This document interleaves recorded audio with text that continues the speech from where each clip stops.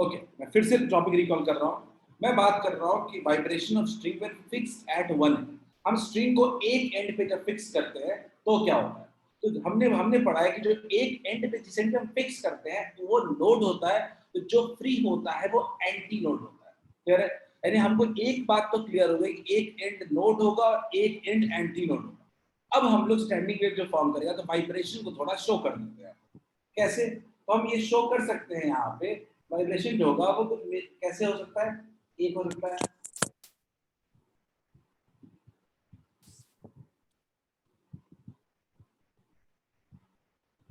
Clear?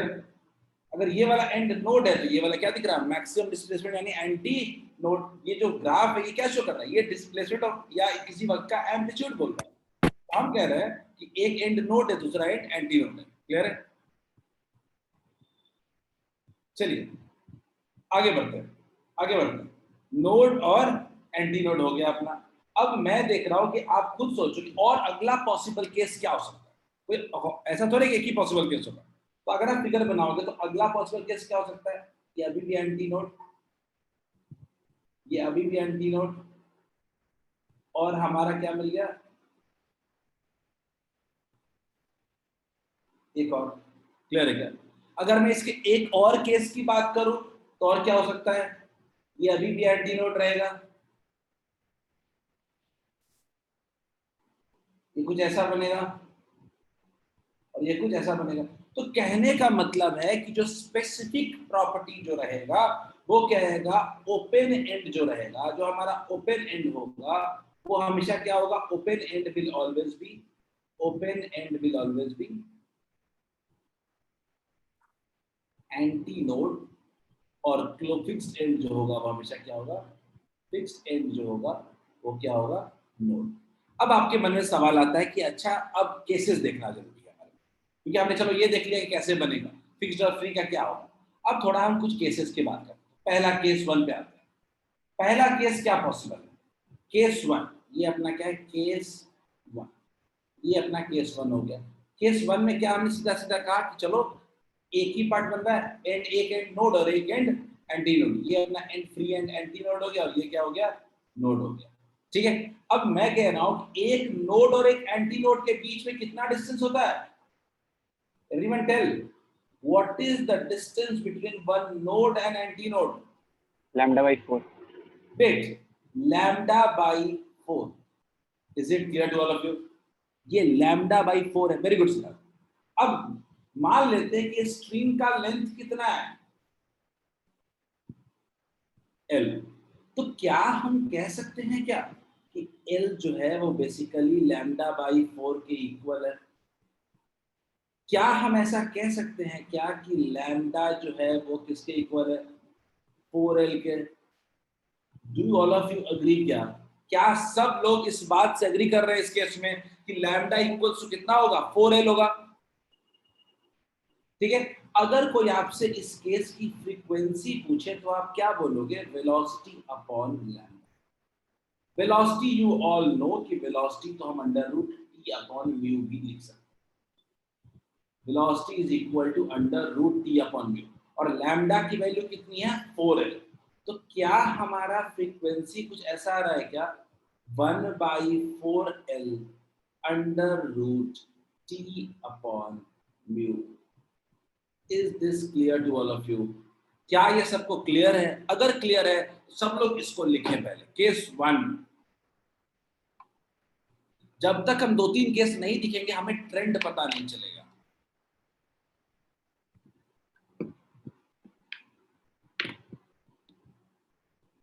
Everyone right it down. और इसी frequency को सबको पता है क्योंकि ये मिनिमम फ्रीक्वेंसी है, इसको हम लोग फंडामेंटल फ्रीक्वेंसी कह सकते हैं। नहीं आनंद, इसके पहले मैंने लिखना है। पहले वाले कुछ लिखवाया नहीं था, वो तो एक समझाने। सर बोलिए सर, यहाँ मेंशन करना जरूरी है ना कि एंटी नोड और नोड कंसेक्यूटिव है, एडजेसेंट है। फिगर वाइज देखो ना, figure wise node anti node है ही ना। नहीं सर, पॉसिबल केस तो ये भी हो सकता था ना कि पिछले केस में आप बताए नहीं थे कि बीच में एक और anti node node anti node. इसकी बात कर रहे हो? नहीं, वो पिछले वाले में बताते। हाँ यही है। इसकी बात कर रहे हो फिर अगला? Yes sir. ये तो केस बात करेंगे, मैं मिनिमम केस बोल रहा हूँ, ठीक है ना। यहाँ पे यही ना अज्यूम करके चलेंगे कंसेक्यूटिव है नोड और अज्यूम एंटी। नहीं कर रहे हैं आदर्श, मैं कह रहा हूँ फिगर में है। हमने वो केस ही लिया ऐसा जिसमें जिसमें हमारा एक एंड एंटी नोड है, दूसरा एंड नोड है, बीच में कोई नोड एंटी नोड नहीं मिल रहा है। ओके ठीक है, अगला केस हम लेंगे, इसके बाद पॉसिबिलिटी यही बनती है ना। यस। ये कह रहा है, हमने अज्यूम नहीं किया, हमने फिगर में हमारे केस ही अज्यूम किया। फर्स्ट मिनिमम पॉसिबल केस तो यही है, इसीलिए फिक्स एट वन एंड में फंडामेंटल फ्रीक्वेंसी जो होता है वो क्या होता है 1/4L under root T upon mu. याद रखिएगा, बोथ एंड वाले में 1/2L होता था, वन एंड वाले में 1/4L होता है। ये इंपॉर्टेंट फॉर्मूला है जो दिमाग में रखना है हमेशा।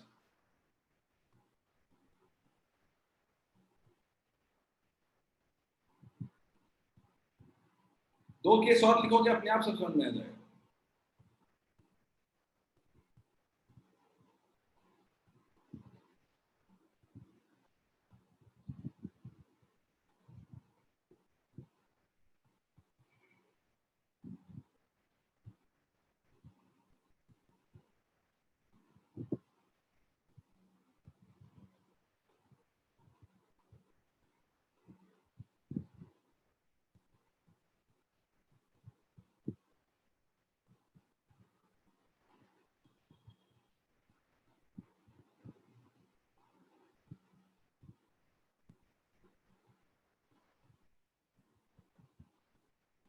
लिख लिया?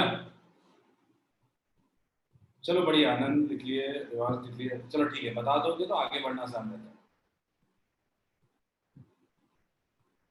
चलो अब ये अगला केस लिया, अभी भी एक एंड नोड और एक एंड एंटी नोड है, लेकिन बीच में क्या बना दिया, बीच में एक नोड और बन गया।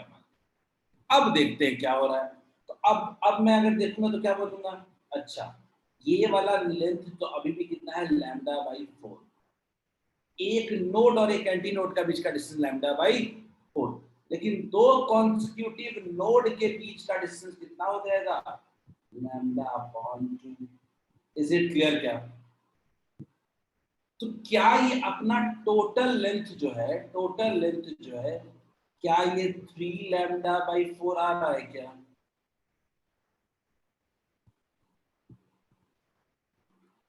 आ रहा है क्या? तो क्या हम यहाँ पे अब लिख सकते हैं क्या क्या कि now L length of string is equal to 3λ/4। क्या हम लिख सकते हैं क्या कि lambda equals to 4L/3? Just let me know समझ में आया क्या? ये सबको समझ में आया क्या कि लैम्डा इक्वल्स टू 4L/3 लिख सकते हैं हम लोग?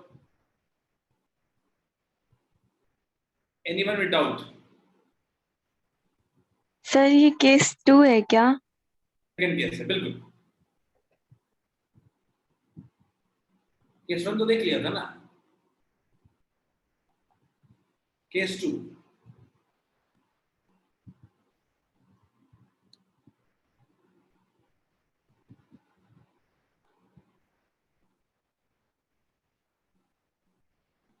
ये अगर सबको समझ में आ गया तो फिर से इस केस के लिए मैं फ्रीक्वेंसी लिखूंगा।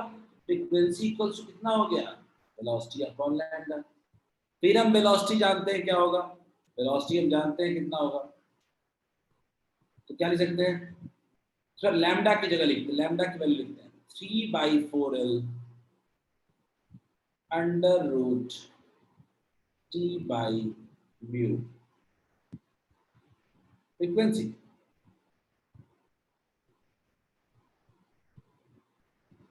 गौर से देखिएगा, इसको हम लोग क्या कह सकते हैं, अगर आप थोड़ा क्लियरली समझें तो क्या इसको हम लोग फ्रीक्वेंसी को 3f0 कह सकते हैं क्या?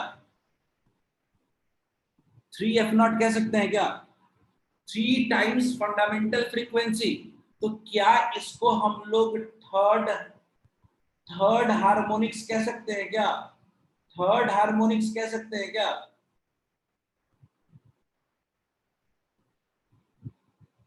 देख लीजिए आप लोग, फंडामेंटल फ्रीक्वेंसी क्या आया था, फंडामेंटल फ्रीक्वेंसी देखिए 1/4L अंडर रूट T/म्यू, और अगला फ्रीक्वेंसी क्या आया 3/4L अंडर रूट T/म्यू। तो क्या इसको हम लोग थर्ड हार्मोनिक्स नहीं कह सकते? हार्मोनिक्स क्या होता है, मल्टीपल होता है, तो 3 टाइम्स फंडामेंटल है तो थर्ड हार्मोनिक्स कहेंगे। तो थर्ड हार्मोनिक्स, लेकिन फंडामेंटल के बाद पहला हमको यही मिल रहा है, तो क्या इसको हम लोग फर्स्ट ओवरटोन कह सकते हैं क्या? फर्स्ट ओवरटोन बताइए सब लोग, is this clear to all of you? मैंने बोला कि मेरे पास जो अगला फ्रीक्वेंसी है वो थर्ड हार्मोनिक्स है। हार्मोनिक्स का मतलब मल्टीपल, लेकिन पहला जो फंडामेंटल के बाद आता है उसको हम लोग क्या कहते हैं? ओवरटोन कहते हैं। ये क्या है? First overtone. Is this clear to all of you? Case 2 है अपना ये जनरल। सर क्या? लेकिन अगर दोनों इंड से अगर फिक्स है तब तो फर्स्ट ओवरटोन 2f नॉट हो जाएगा। दोनों दो अलग अलग केसेस है प्रॉपर।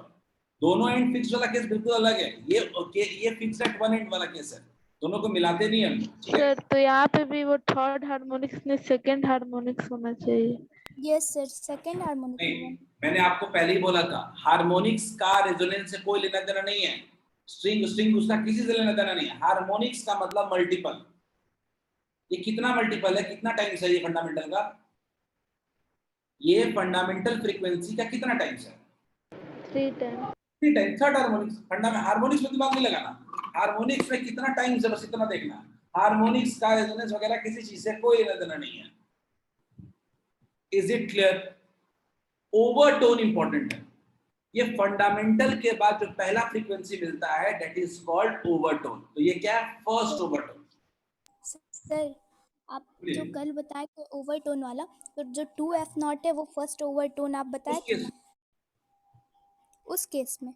और ये ये डिफरेंट। बात हम तब की कर रहे थे फिक्स्ड एट बोथ एंड्स था।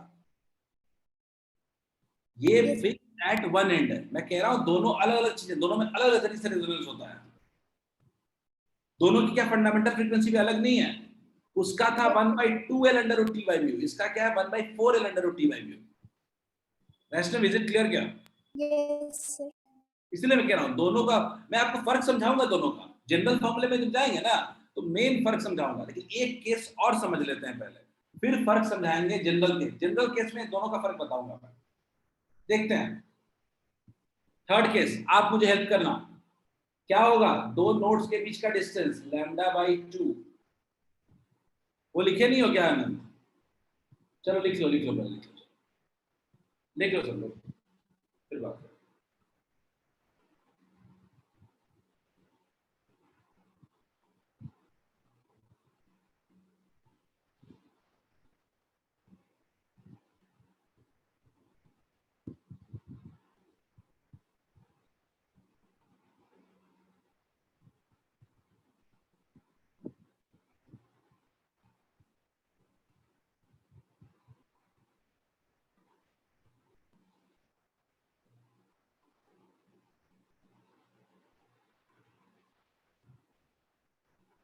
लिख लिया दिव्या? दिव्या काफी दिनों से एब्सेंट है, काफी छूटा है आपका एक वीडियो। Yes sir. वेट कर। Will provide videos of this chapter की वीडियोस प्रोवाइड कर दूंगा मैं से। जो भी दिक्कत है आप लोग वहां से क्लियर करें। चलिए आगे बढ़ते हैं हम लोग। हो गया आनंद? लिख लिया ना? तुम्हारा ही प्रॉब्लम था उसमें, तो लिख लिया तो आगे बढ़ता हूँ। चलो let's move to next part. अगला केस आप खुद मुझे हेल्प करो, ठीक है? λ/2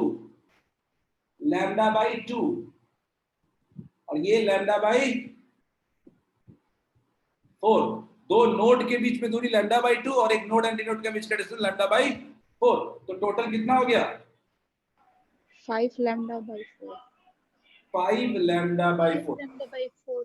मुझे लगता है कि आप सब लोग एक ट्रेंड की तरफ मूव कर चुके होंगे, समझ में आने लगा होगा ट्रेंड क्या है। क्या मैं लिख सकता हूं क्या एल लेंथ जो है स्ट्रिंग का वो किसके इक्वल है? 5L λ/4। क्या तो हम लिख सकते हैं क्या लैम्डा इक्वल्स टू 4L/5 लिख सकते हैं क्या? अगर लैम्डा अपने पास आ चुका है तो क्या अब हम फ्रीक्वेंसी की तरफ बढ़े? क्या फ्रीक्वेंसी क्या होता है? V/λ। तो फ्रीक्वेंसी इक्वल्स टू क्या लिख सकते हैं? 5/4L 5/4L under root T by mu. मुझे बताओ क्या इसको हम लोग 5 टाइम्स फंडामेंटल फ्रीक्वेंसी लिख सकते हैं क्या? इसको कितना हार्मोनिक कहेंगे? कौन सा हार्मोनिक्स है एवरीवन? ये कौन सा हार्मोनिक्स है? First, second, third, fourth, fifth, कौन सा? क्या सब लोग इस बात से अग्री करते हैं कि ये फिफ्थ हार्मोनिक्स है?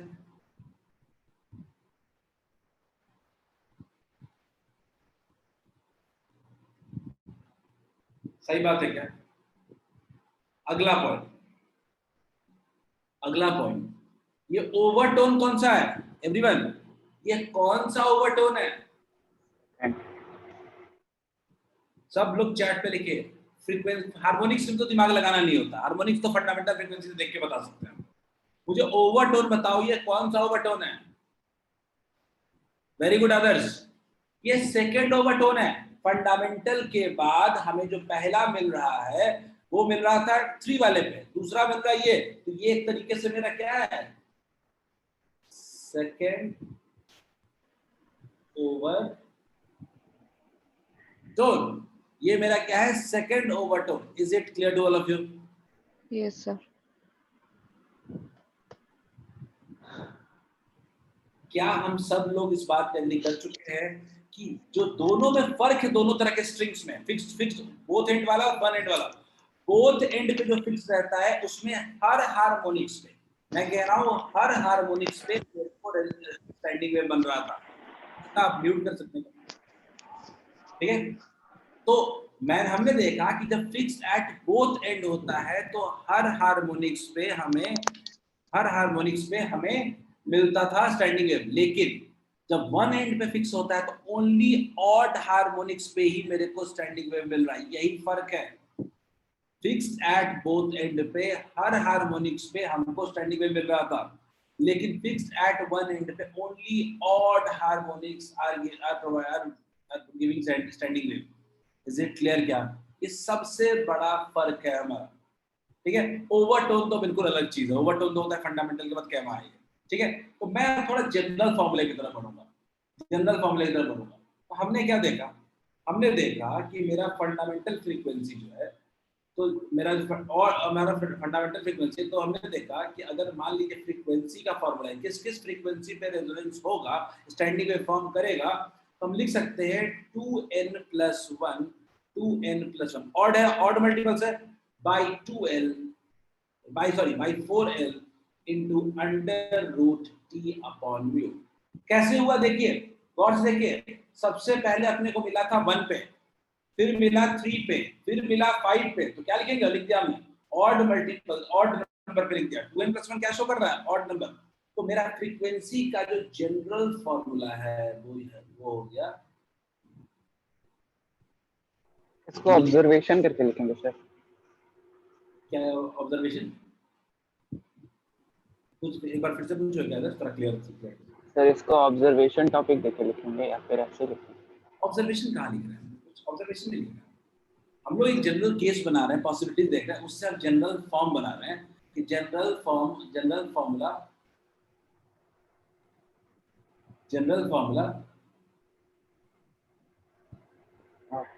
Okay for standing wave.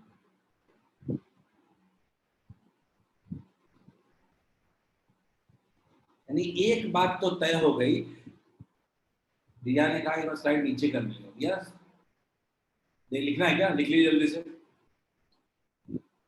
लिख लीजिए, फिर मैं आगे बढ़ता हूं।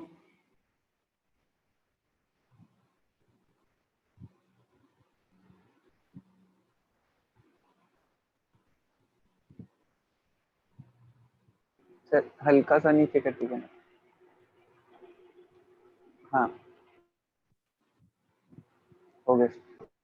ठीक है, ये आपने जनरल फॉर्मूला लिखा, क्योंकि देखो हम लोग को जो केस बना रहे हैं उसका मकसद क्या है कि जनरल फॉर्मूला लिख सकें, कि सारे फ्रीक्वेंसी पता कर सके जिस पे मिलेगा।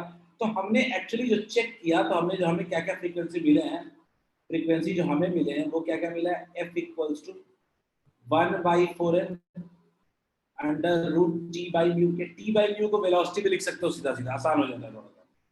3/4L under root T by mu, 5/4L under root T by mu, 7/4L under root T by mu, and finally 2n plus 1/4L under root t by u. This is the formula. This is the formula. Clear है? This is the formula. ये आपकी frequency का formula हो गया है, ठीक है। अब इसमें क्या क्या कह सकते हो, इस फ्रीक्वेंसी को और कैसे रिप्रेजेंट कर सकते हो? इसको लिख सकते हो आप, पहले वाले को लिख सकते हो आप f0, अगले वाले को लिख सकते हो 3f0, अगले वाले को लिख सकते हो 5f0, 7f0 and finally 2n plus 1 f0। Clear है? मतलब एक बात तो तय है कि हम यहाँ पे नोट करके लिख सकते हैं कि only odd harmonics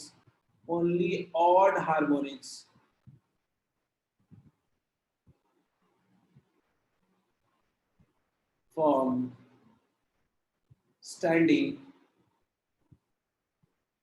wave. Clear है? अब बात करते हैं ओवरटोन की, ओवरटोन की बात करते हैं। तो ये क्या है? फर्स्ट ओवरटोन, सेकेंड ओवरटोन,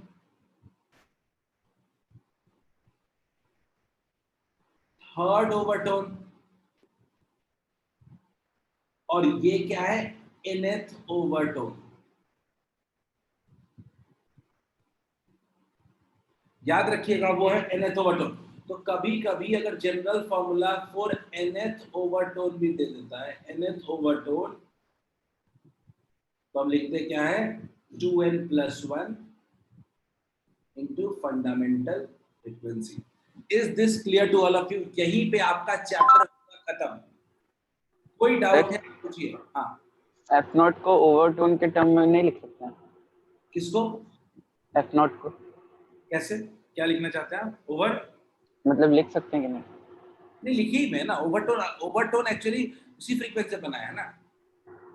हमने ओवरटोन को फंडामेंटल फ्रीक्वेंसी में लिखा है, ठीक है। फंडामेंटल हमारा बेस है, हमने उसी से सारे फॉर्मूले बनाए हैं। ओके। आपको कोई डाउट हो आप पूछिए। याद रखिएगा फिक्स्ड एट बोथ एंड में फंडामेंटल फ्रीक्वेंसी क्या होता है? 1/2L under root T by mu. One end पे फिक्स होगा तो क्या होगा? 1/4L under root T by. Fix at both end पे उसके सारे हार्मोनिक्स पे मिलेगा स्टैंडिंग वेव, लेकिन वन एंड पे फिक्स रहेगा तो सिर्फ ऑड हार्मोनिक्स पे मिलेगा स्टैंडिंग वेव। इसके अलावा कुछ भी नहीं जानना है। यही 2 पॉइंट है जो दिमाग में रखना है, आपसे सारे क्वेश्चन बन जाएंगे। Is it clear? Should we move to questions?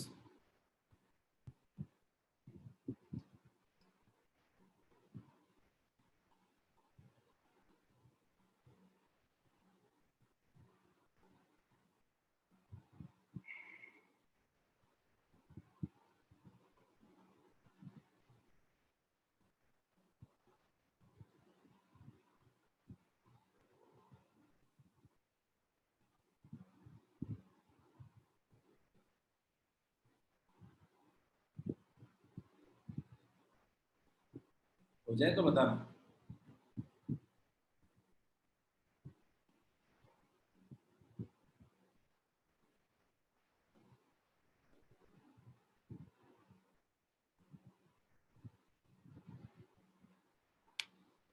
चलिए हम लोग कुछ क्वेश्चंस के साथ शुरू करते हैं,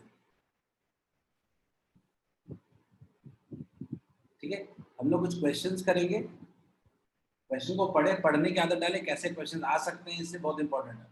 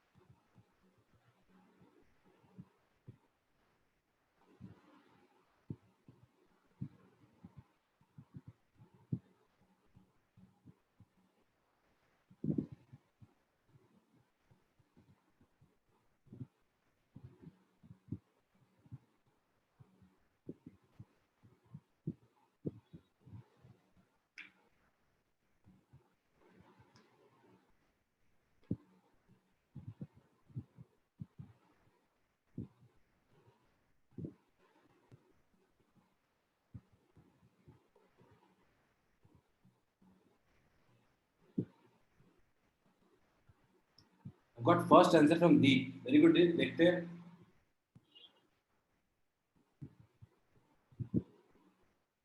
A middle C string of a piano has fundamental frequency। पहले बताओ पियानो कैसा है, फिक्स्ड एट 2 एंड्स या फिक्स्ड एट 1 एंड, ये तो बता दो। पियानो कैसा है, फिक्स्ड एट बोथ एंड या फिक्स्ड एट 1 एंड, ना तो बताओ फिर बात करेंगे। चलो इतना तो क्लियर है, ये सब पियानो देखे भी हो, फिक्स्ड एट बोथ एंड्स होता है। पहला तो पॉइंट यही पे आता है, piano fixed at both ends has fundamental frequency 262 hertz, यानी ये एफ नॉट की वैल्यू दे रहा है 262 hertz, and a note has fundamental frequency 440 hertz, and a note has fundamental frequency of 440 hertz. पहला part, calculate the frequency of next two harmonics of the C string। next two harmonics, अगर कोई अगले दो harmonics पूछ रहा है तो क्या हो जाएगा, 2F0 और 3F0 हो जाएगा। इतना क्या दिमाग लगाना है इसमें, बिल्कुल सही है। पूछ रहा है calculate the frequency of next two harmonics of the C string, क्या हो जाएगा 2F0 और 3F0। दिक्कत है क्या, 2F0 कितना आ रहा है 524 हर्ट्ज, और तीसरा क्या आ रहा है 786 हर्ट्ज। पहला क्लियर है। अगला, if the strings of A and C note are assumed to have same mass per unit length and same length, determine the ratio of tension in two strings। मान लेते हैं कि एक और अपने पास F dash नोट है, इसका value कितना है 440 हर्ट्ज, दूसरे नोट का, ठीक है। पूछ रहा है कि ratio of tension in the two strings, तो आपके पास दोनों का लेंथ सेम है, दोनों का मास पर यूनिट लेंथ भी सेम है। चलिए सॉल्व कर लीजिए आप भी,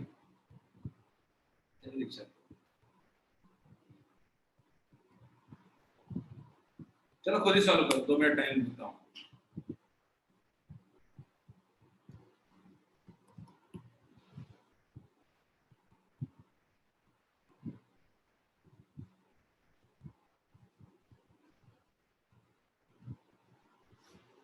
दीप सिंह 2.8, देखते हैं दीप, वेरी गुड, देखते हैं।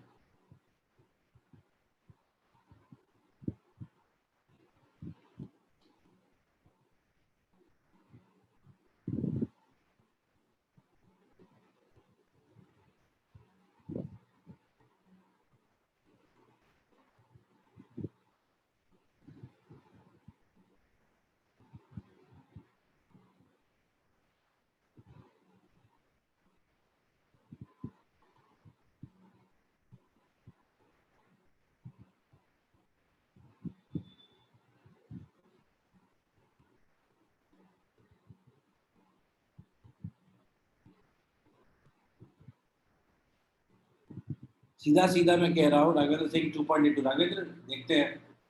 अपने पास F0 डैश बाई F0 की वैल्यू आ रही है under root T dash by T, यानी अगर अपने को T डैश बाई T निकालना है तो फ्रीक्वेंसी के रेशियो का क्या करना पड़ेगा, होल स्क्वायर। दीक्षा सिंह 2.82 आ रहा है, वैष्णवी सिंह 3.6 आ रहा है। देख लेते हैं, 440 बाई, कैंसिल होगा क्या,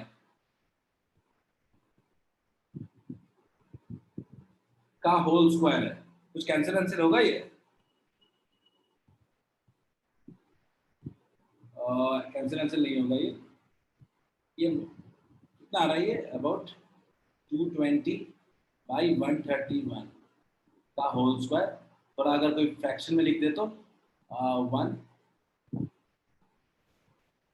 1.68 के आसपास आ रहा है होल स्क्वायर, ठीक है। इसका होल स्क्वायर करेंगे तो लगभग ये ऑलमोस्ट 2.7 से लेकर 2.8 तक ही आएगा। इज इट क्लियर क्या? हाँ, 1.68 का होल स्क्वायर हो जाएगा। तो ये अबाउट 2.7 से लेकर 2.8 के बीच में बिल्कुल रेशियो निकालना है, सॉल्व करना था, मेहनत करना है। वैसे भी 3.6 ज्यादा है, नहीं आएगा ना, कुछ नहीं है इसमें, फ्रीक्वेंसी का रेशियो लेना है, टेंशन का रेशियो अपने आप आ जाएगा। क्लियर है क्या? सर हम लोग को C/A का टेंशन निकालना है या A/C? फिर से पूछिए। सर हम लोग को C का टेंशन बाई A का टेंशन का रेशियो निकालना है। वो आपको क्वेश्चन में क्लियर नहीं है, अगर आप देखो गौर से तो। यस सर, हम इसलिए रिवर्स ले लिए थे तो मेरा वो आ रहा था। ठीक है, वो क्लियर नहीं है, लेकिन मेरा मानना है कि मैंने भी जो लिया है ना F not by F dash, generally F not by F dash ज्यादा आसान था, मतलब ज्यादा लेने की टेंडेंसी, बिकॉज जो स्ट्रिंग पहले दिया उसको पहले लेना पड़ेगा, जो बाद में दिया उसको बाद में लिया रहेगा। एक क्वेश्चन में कुछ नहीं दिया गया है, ठीक है, तो हम लोग कोई भी रेशियो ले सकते हैं, सब्जेक्टिव क्वेश्चन है। सर तो इससे अकॉर्डिंग मेरा भी आंसर सही हुआ? 3.6 तो नहीं आ सकता ना, सर ऐसे तो 3.6 तो आ ही नहीं सकते, क्योंकि रेशियो बल ले से सकते। कम जाएगा उस वक्त।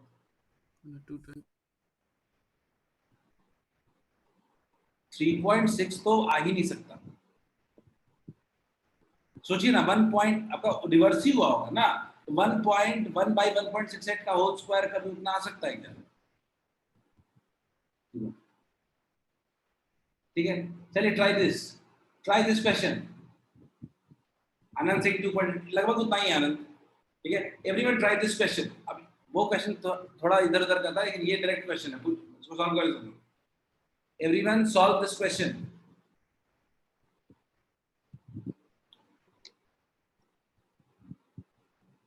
सब कुछ क्वेश्चन में दिया हुआ है सॉल्व करने के लिए।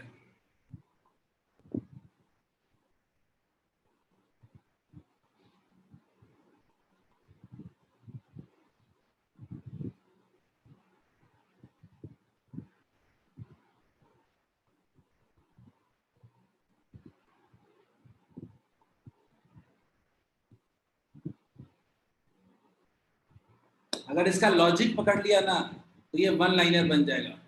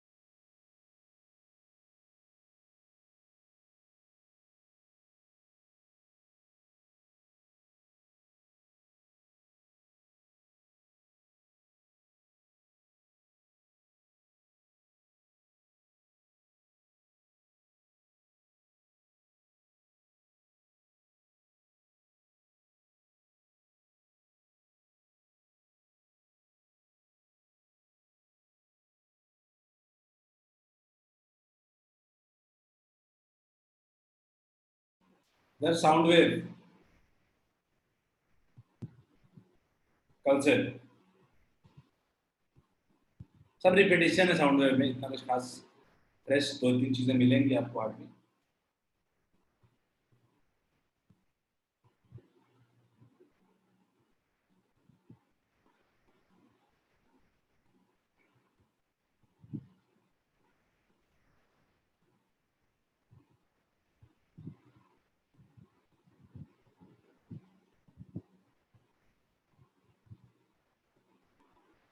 इस वीकेंड तक अदर्स खत्म हो जाएगा। क्वेश्चन सॉल्व करो ना, ज्यादा टाइम क्यों वेस्ट कर दो? इसी से हुआ क्या? ये क्वेश्चन बहुत ही बेकार क्वेश्चन है। एस्टरी ऑडियो ऑन करें। Yes sir. फंडामेंटल फ्रीक्वेंसी क्या आ रही है इसमें? सर फंडामेंटल फ्रीक्वेंसी तो 420 हर्ट्ज तो होगा ना। गलत, गलत क्वेश्चन, आंसर गलत आएगा। Okay sir. कहाँ लिखा हुआ है फंडामेंटल फ्रीक्वेंसी 420 हर्ट्ज है? जी सर समझ गए। कोई क्वेश्चन इजी बहुत है, लेकिन एक छोटा लॉजिक कैच करना है इसमें।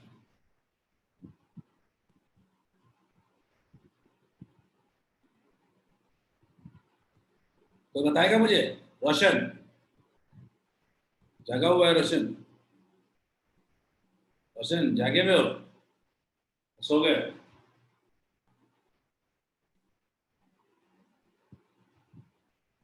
रोशन लगता है सो रहा है क्या?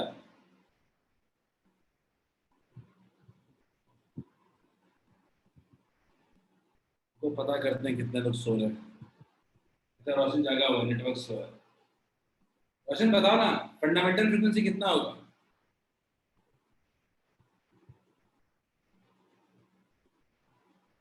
और सिद्धांत तुम भी बताओ, ये फंडामेंटल फ्रीक्वेंसी कितना होगा?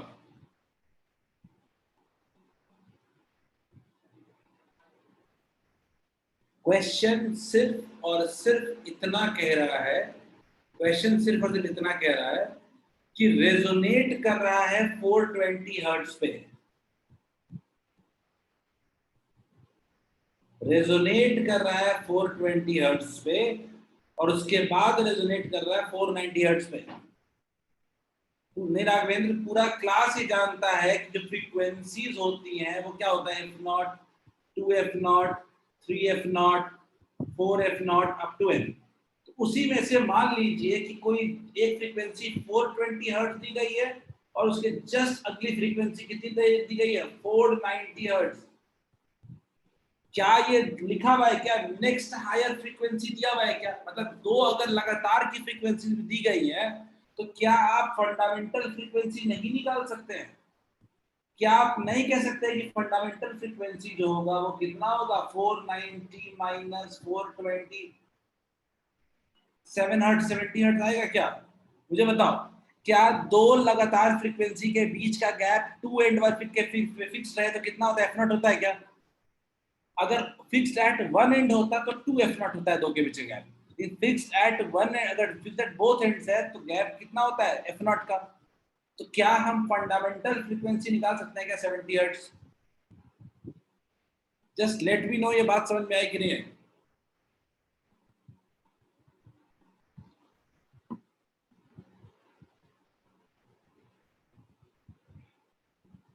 फंडामेंटल फ्रीक्वेंसी आ गया 70 हर्ट्ज। अब लगाइए क्वेश्चन सॉल्व।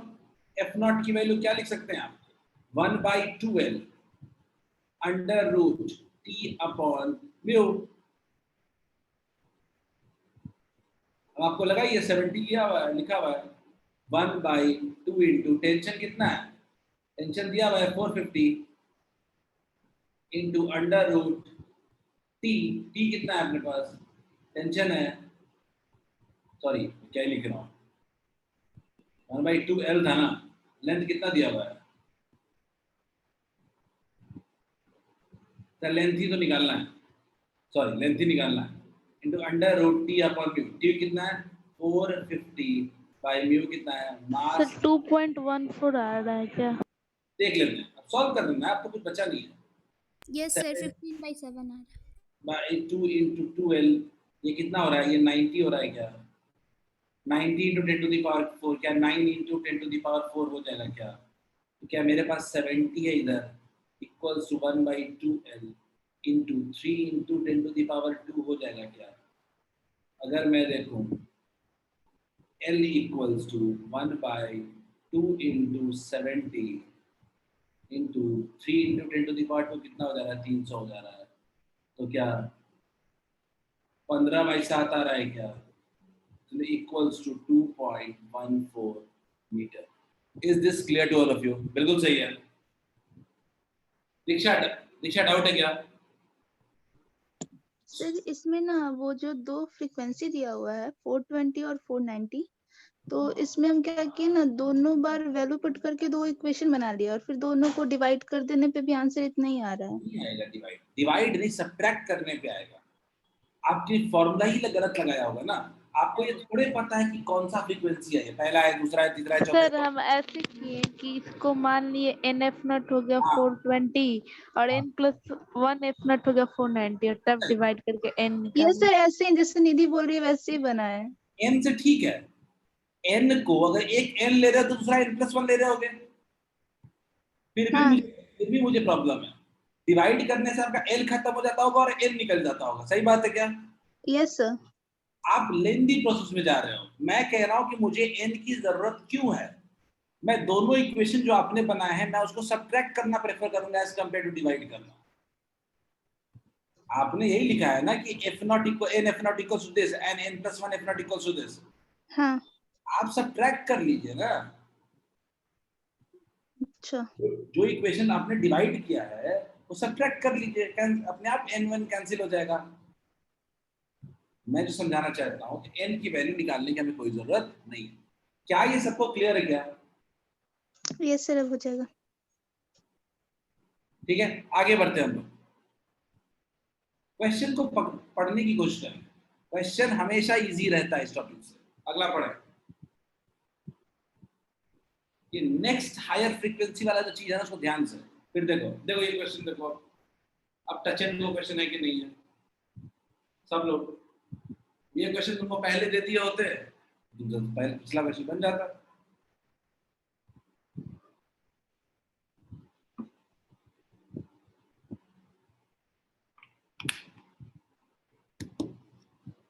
बिल्कुल सही है राघवेंद्र।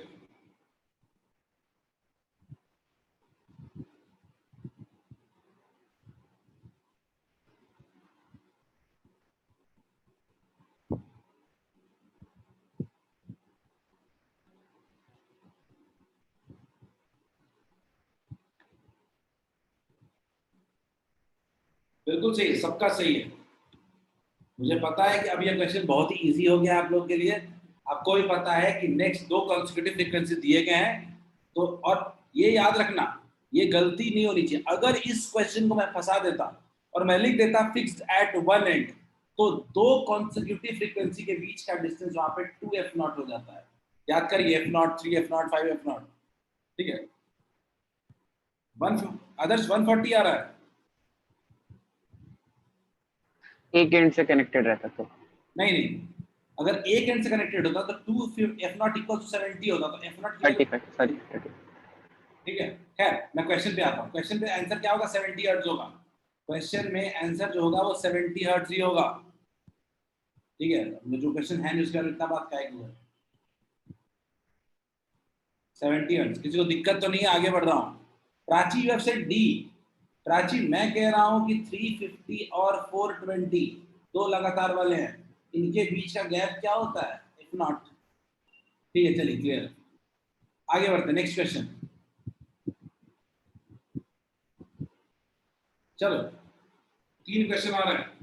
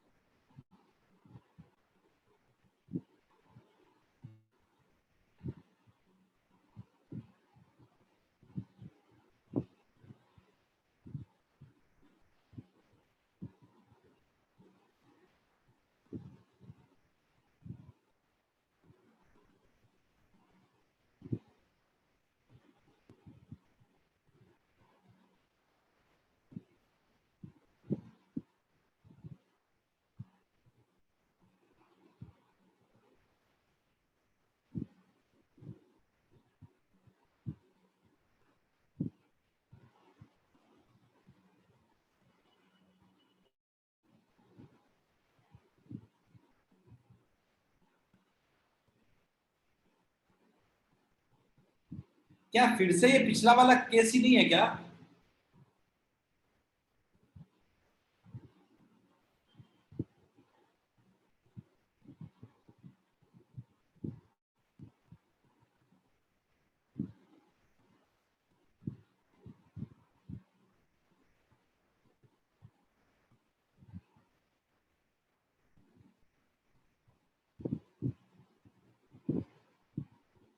क्या फ्रीक्वेंसी 96 हर्ट्ज आ रहा है क्या?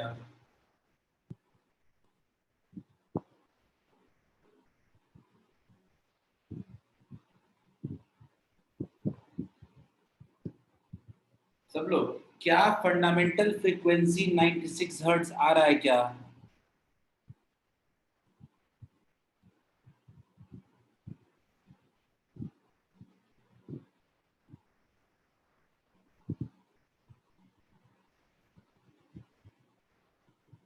ये दो फ्रीक्वेंसी दिए गए हैं, इन एक हिंट भी तो दिया है, without being any other rhythm frequency between this to.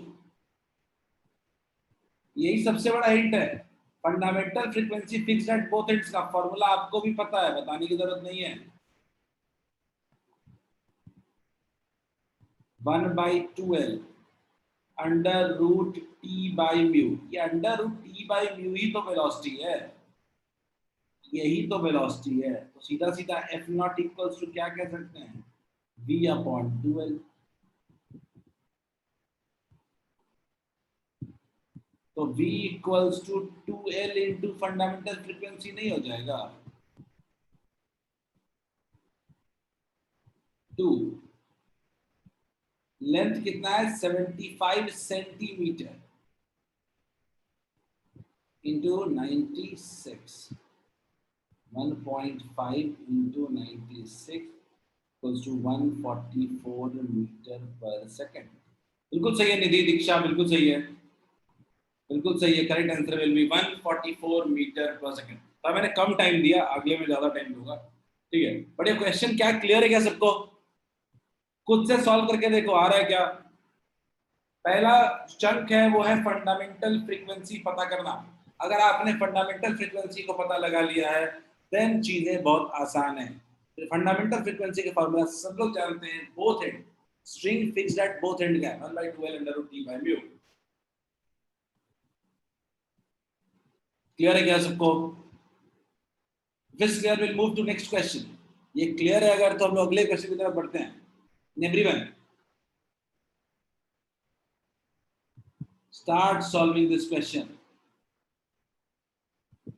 ये देखते हैं कितने लोगों से बनता है।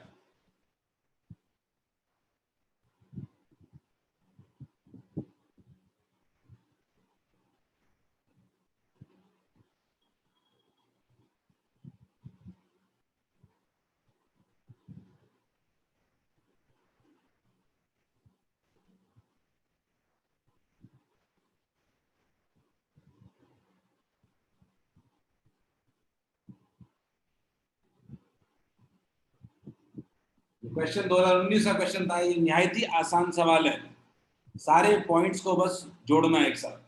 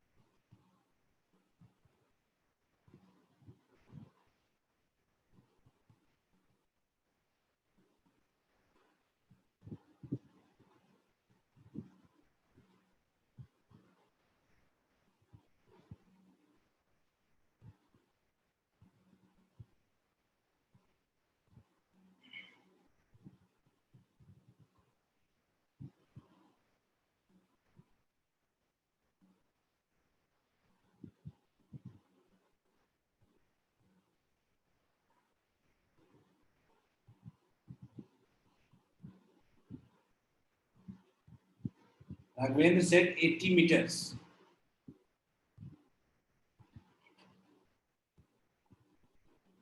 देखते हैं राघवेंद्र।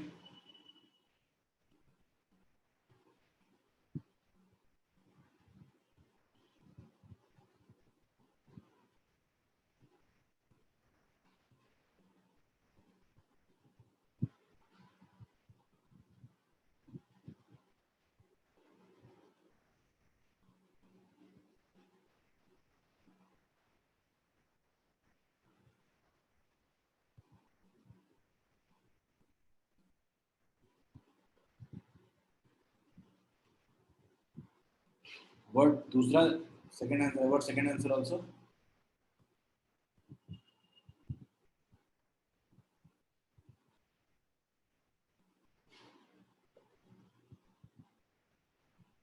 सबसे बड़ा जो हिंट है वो यहाँ है, 200 पाई टी है। क्या ये ओमेगा नहीं है? टी के साथ क्या होता था? ओमेगा। सबसे बड़ा हिंट तो यही है। ओमेगा का वैल्यू कितना हो जाएगा? 200 पाई। ओमेगा से क्या आप फ्रीक्वेंसी नहीं निकाल सकते हैं? आप इक्वेशन दे दिया है तो इक्वेशन से आपको फ्रीक्वेंसी तो बड़े आराम से पता चल जाना चाहिए। 2 पाई गया और तो क्या बचा? 100। तो frequency is equal to 100 hertz. Raghavendra, क्या ये पहला पार्ट आया था आपको? फ्रीक्वेंसी 100 हर्ट्ज, पहला हिंट यही है क्वेश्चन में। लेकिन ये फ्रीक्वेंसी जो है वो 4 टाइम्स फंडामेंटल फ्रीक्वेंसी है। इसका मतलब फंडामेंटल फ्रीक्वेंसी कितना हो गया? 25 हर्ट्ज। फंडामेंटल फ्रीक्वेंसी हुआ 25 हर्ट्ज। और अगर फंडामेंटल फ्रीक्वेंसी अपने को पता चल गया है तो क्या लिख सकते हैं? फिक्स्ड एट बोथ एंड्स है, तो क्या लिख सकते हैं? 1/12 under root T by mu equals to 25 hertz. हम तो सॉल्व कर लो, लेकिन आप लोग को सोचना चाहिए कि under root T by mu actually में क्या है? वेव का वेलोसिटी है। v/2l इक्वल्स टू 25 लिख दो, क्योंकि जब इक्वेशन ही दे दिया है तो आपको तो सब कुछ इक्वेशन से मिल जाता है। इक्वेशन से आपको k मिल चुका है, इक्वेशन से आपको k मिल चुका है 0.157। k होता क्या है? k होता है omega by velocity equals to 0.157। तो अगर k की बात करें तो आपको वेलोसिटी कितना हो जाएगा? Omega by 0.157। स्टैंडिंग वेव का इक्वेशन याद कीजिए। ओमेगा, ओमेगा की वैल्यू क्या है अपने पास? ओमेगा की वैल्यू थी 200 पाई, 200 पाई बाई 0.157। और इसको सॉल्व करते रहे अगर वेलोसिटी को, याद रखिएगा पाई का वैल्यू 3.14 होता है, तो कैंसिल करेंगे तो ये 20 हो जाएगा। 0.157 को पाई से कैंसिल कर रहे हैं तो ये 20 हो जाएगा ऑलमोस्ट। तो क्या ये 4000 हो गया? क्या 4000 metre per second? Value put कर देते हैं। 4000 by 2l equals to 25। 2000 L equals to 2000 by 12, 25, 80। L की वैल्यू कितनी है? 80 मीटर। क्लियर है क्या? Is it clear to all of you?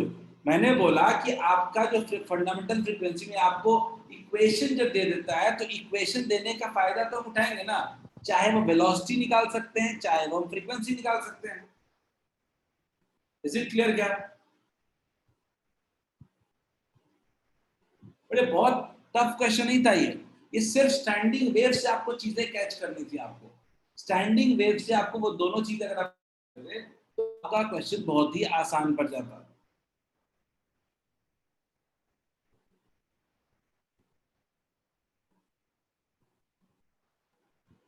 सबको आया क्या समझ में?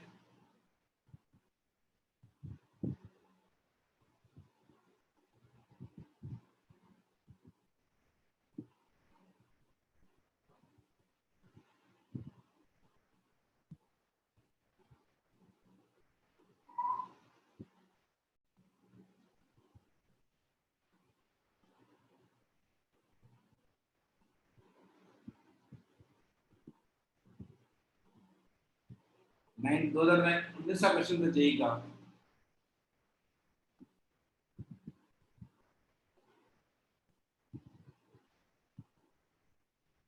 चलिए एक आसान क्वेश्चन दे रहा हूँ, 2020 का क्वेश्चन है ये किससे गलत नहीं होना चाहिए।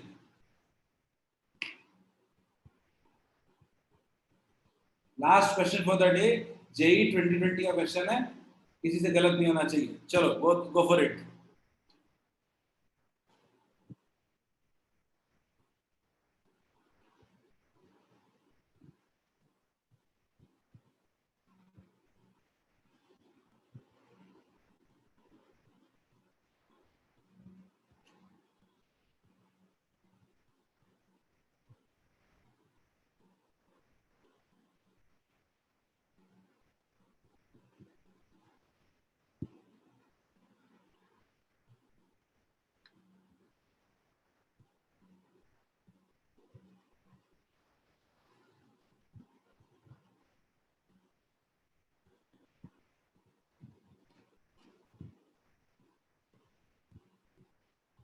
बिना सॉल्व किए, बिना ज्यादा मेहनत किए क्वेश्चन बनना चाहिए।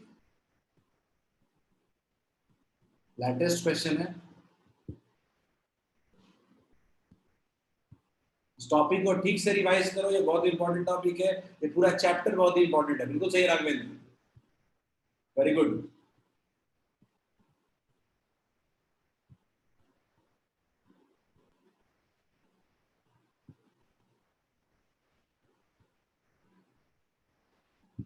नहीं वैष्णवी, गलती कर दिया, ठीक से एक क्वेश्चन नहीं लिखे हो। सिद्धांत वेरी गुड, वेरी गुड आनंद। आकाश इक्वेशन ठीक से नहीं लिखा, इक्वेशन लिखने में गलती हुई है।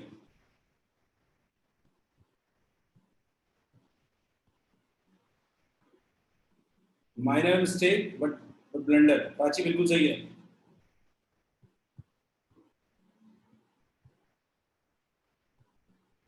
रोशन वेरी गुड, सही है। Diksha, Adarsh very good, Adya very good. Divyanshu गलत है, गलती हो रही है इक्वेशन लिखने में। हमें रेशियो फंडामेंटल फ्रीक्वेंसी दिए गए हैं, फंडामेंटल फ्रीक्वेंसी अगर रेशियो भी पूछेगा तो ये लिखने में हमको क्या दिक्कत है। Fundamental frequency tends under root T के directly proportional. Siddharth very good, सही है। कहाँ देखते हो सिद्धार्थ, पहला में से देख रहा हूँ, लगता है तुम्हारा बिल्कुल सही है। सिद्धार्थ वैष्णव बिल्कुल सही है। अनुष्का 100% करेक्ट। तो क्या f1 by f2 equals to under root t1 by t2 कह सकते हैं क्या? f1 by f2 450 by 300 equals to, सबका सही है, very good, under root t1 या tx by tz, tx by tz। Clear है?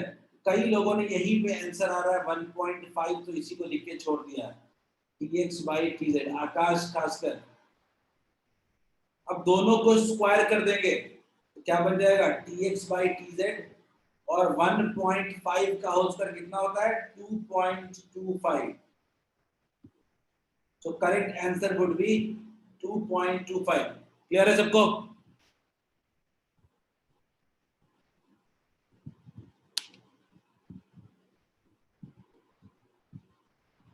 So this is it from chapter। Chapter खत्म होता है यहीं से स्ट्रिंग वेव से। कल से साउंड वेव शुरू करेंगे। स्ट्रिंग वेव में आप लोगों को कह रहा हूं, आप लोग रिवीजन शुरू करें, ठीक है? ये टॉपिक ऐसा है जिसपे एग्जाम में पक्के तौर पे आप बैंक कर सकते हैं। 1 लाइनर 2 लाइनर क्वेश्चन करते हैं, नहीं समझ में आता दोबारा पूछो, तीसरी बार पूछो। और ये क्वेश्चन एग्जाम में पूरी तरह तैयार रहना चाहिए आपको। ये तैयार रहेगा तो 12th का एक चैप्टर वेव ऑप्टिक्स भी तैयार रहेगा, ठीक है? अगला चैप्टर हम साउंड वेव पढ़ेंगे, छोटा चैप्टर है, ज्यादा टाइम नहीं लगेगा।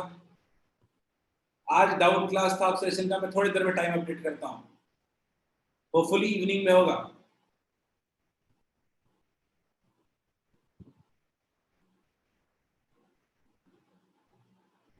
One to 30 question. अच्छा, I will try my best. मैं अभी थोड़ा टाइम लूंगा, अभी इस करेंगे। सर हाँ बोलिए। सर बहुत डाउट्स है उसमें 1 to 30 में। बहुत डाउट है, अच्छी बात है। तो थ्योरेटिकल बहुत ज्यादा है ना उसमें। थ्योरेटिकल क्वेश्चंस है, थ्योरेटिकल क्वेश्चन में वो थोड़ा लैंग्वेज वाला बेस्ड रहता है, तो दिमाग में लगाना, करवा दूंगा शाम को, कोई टेंशन मत। कोई तो आंसर लग रहा है ये है, लेकिन आंसर गलत दिया हुआ है उसमें। मैं करवा दूँ, मैं देख लूंगा, ठीक है। सर आंसर भी गलत हो सकते हैं। सर 8 बजे रखूँ क्या? सर अनुष्का सही 5 बजे के पहले रखिए, कुछ लोग कह रहे हैं 8 बजे के बाद रखिए। हाँ बोलिए आदर्श। सर बोल रहे हैं सर मे बी को जनरली यस कंसिडर करते हैं या नो? किसको? मे बी को? मे बी नहीं नहीं, मे बी यस नो दोनों के बीच की बात है। नहीं तो एक क्वेश्चन में दिया है अगर यस कंसिडर करेंगे तो गलत है और नो कंसिडर करेंगे तो सही है, क्या कंसिडर करें? मुझे वो कॉन्टेक्स्ट भेजो ना, फोटो खींच के। क्या कॉन्टेक्स्ट भेजो ना मुझे, जिस कॉन्टेक्स्ट में तुम बात कर रहे हो, जिस चीज को लेकर के, ठीक है। यही तो ऐसा गड़बड़ा प्रॉब्लम आया होगा ना, ठीक है ठीक है। अच्छा, काफी लोग कह रहे हैं 8 बजे के बाद, 8 के बाद 8:30 फिक्स, कोई दिक्कत? 8:30 से 9।